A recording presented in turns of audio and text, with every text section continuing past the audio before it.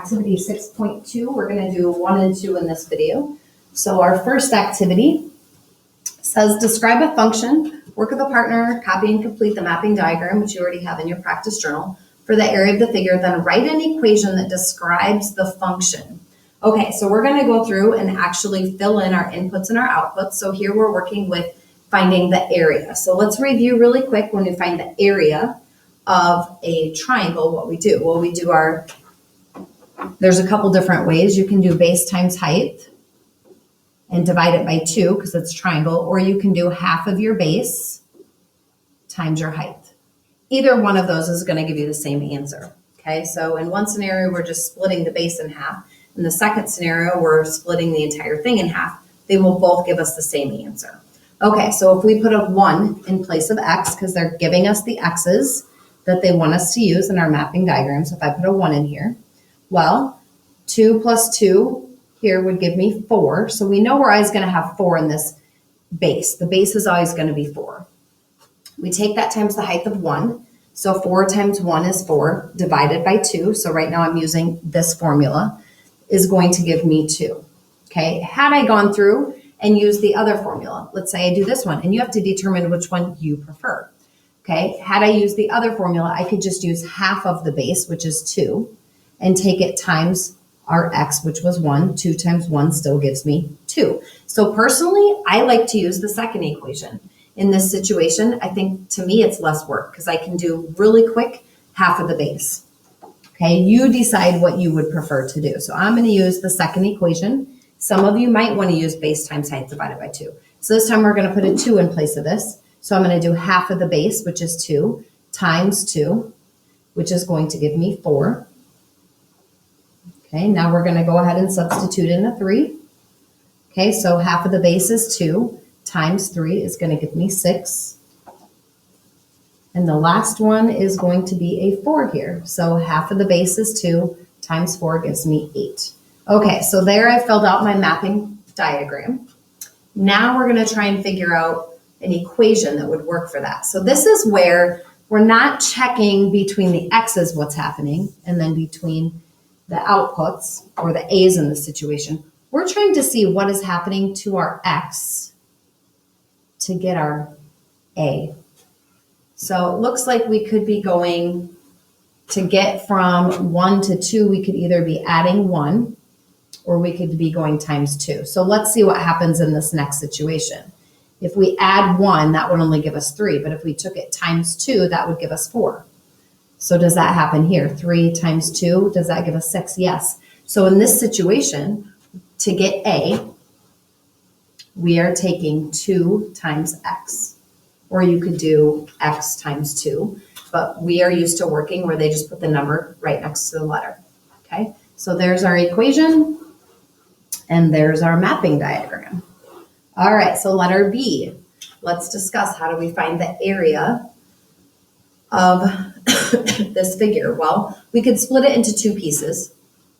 To me, that's going to be more work. So let's discuss out the other way that we find the area of this figure.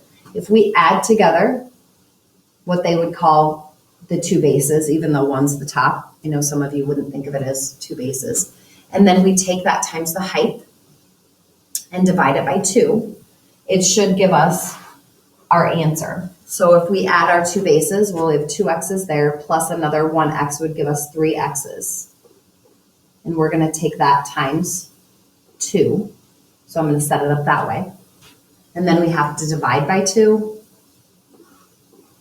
So you'll notice that when I do this, I'm setting it up. I could write it like this, divide by 2. But to me, the reason I set it up with that division bar is I want you to look at something. Do you notice how if I went through and did this,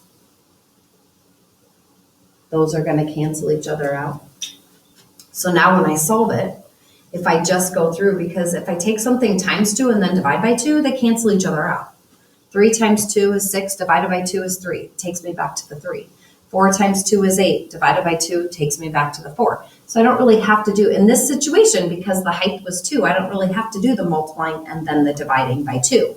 Now, the reason we're dividing by 2 is it's kind of like if I took this and split it into 2 triangles, okay? But to me, that's more work. If I just know the formula, it's going to be faster.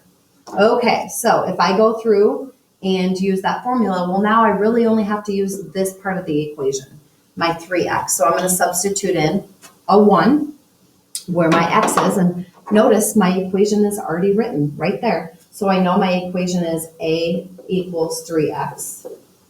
Okay, the equation's done. So now if I put a 1 in here, 3 times 1 is 3. Okay, if I put a 2 in there, 3 times 2 is 6. If I put a 3 in there, 3 times 3 is 9. Now I'll put a 4 in there. 3 times 4 is 12. So there's our mapping diagram, and here's our equation. And I know that equation there is kind of difficult because lots of times we forget what a trapezoid's formula is. There's numerous ways you can do it. You could have split this into 2 triangles like I showed before. You could have split it into a rectangle and a triangle. But if you actually know the formula for a trapezoid, that's where you take your area, or not your area, you take your 2 bases, you add them together, you take it times the height, and then you divide it by 2. So no, it doesn't always end up being multiplying and dividing by the same number. It just happened to be in this case. Okay, so that was activity 1. So let's go ahead and jump into activity 2. Activity 2 is kind of a little bit confusing. We're working with some figures here, and they want us to make a table that shows the pattern for the area where the input is the figure number. So this is what we're using for our input. Okay, we are using the figure number for our input. And I know when I first started this, I was like so confused by the directions. I'm like, what? Well, then I kind of went through and figured out, because I was like, how are they getting those numbers? I had 3 for my original. No, they want the figure number. Okay, so if we go through, I'm going to set this up like a mapping diagram. Okay, because that's all I have the space for. Instead of a table, I'm going to use a mapping diagram. Okay, so that's what we just worked with in our previous one. So our x, or our input, is going to be our figure number. Okay, and then it says in our output, which will be like our y, is going to be our area. So our y, or our output, is our area. Okay, so area, these are all squares. So if I do the area of this one, 1 times 1 is going to give me 1 for an area. Okay, here 1 times 1 is going to give me 1. That's going to be 1. That's going to be 1. So you get the idea, right? We really don't have to figure the area. We get to count the boxes.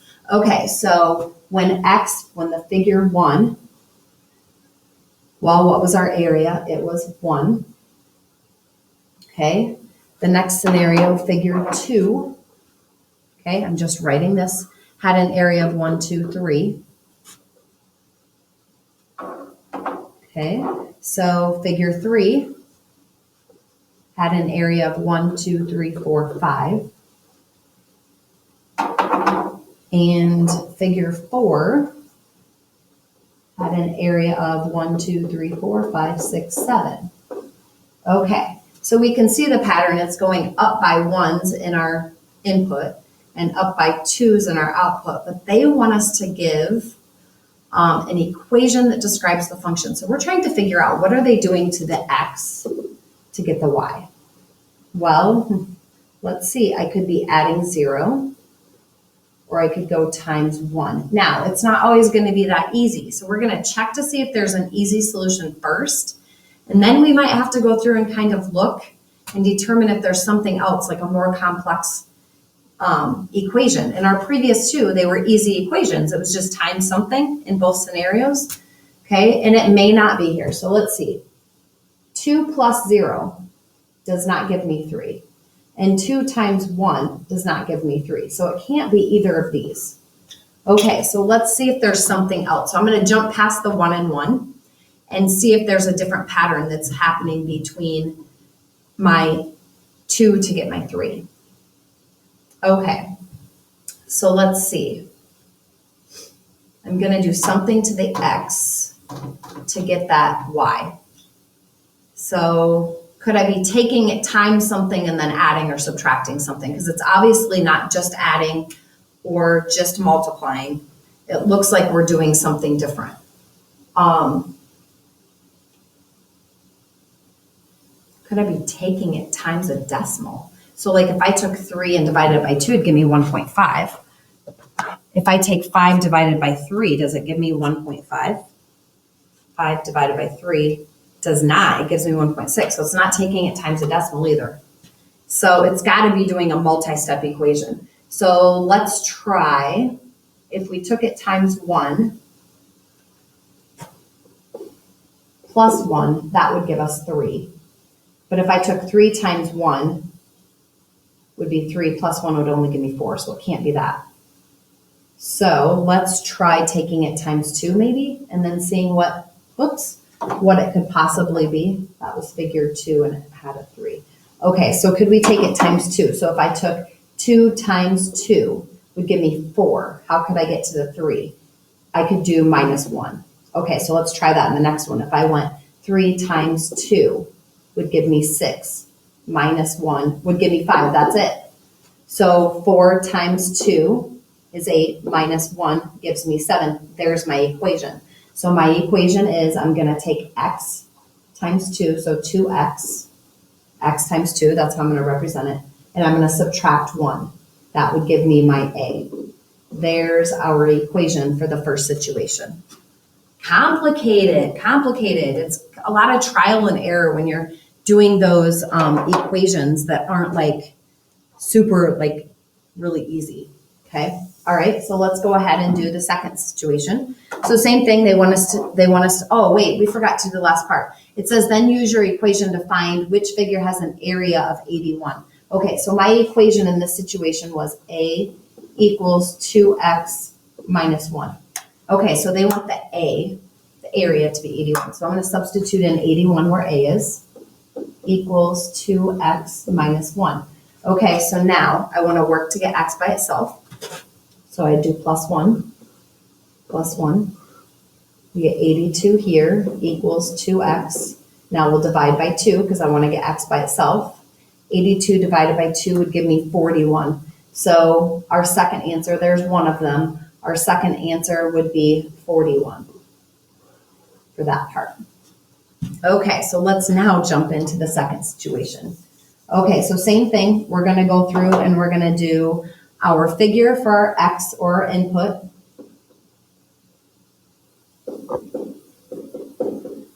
And then our output is going to be our area. Okay, so figure 1 has an area of 1. Figure 2 has an area of 1, 2, 3, 4.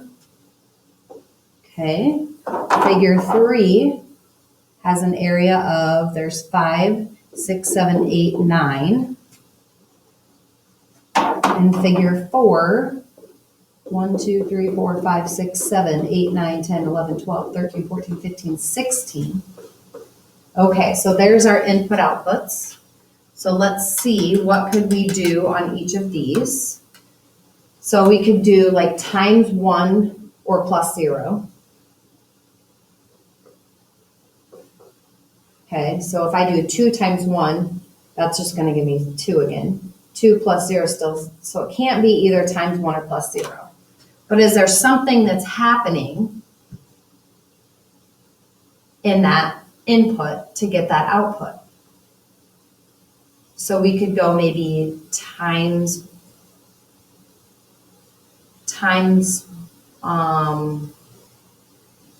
minus 1. So like if I did times 2, 1 times 2 is 2, minus 1 would give me 1. But if I do 2 times 2, that's 4, minus 1 would give me 3. So I can't be doing that.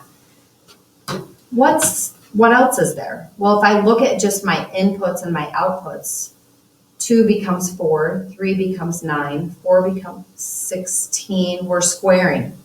So it looks like we're squaring each of these. So we're taking, because if I square 2, 2 times 2 is 4, 1 times 1 is 1, 3 times 3 is 9, 4 times 4 is 16. Very easy, we're squaring it. So our figure, or our equation is a equals our x squared.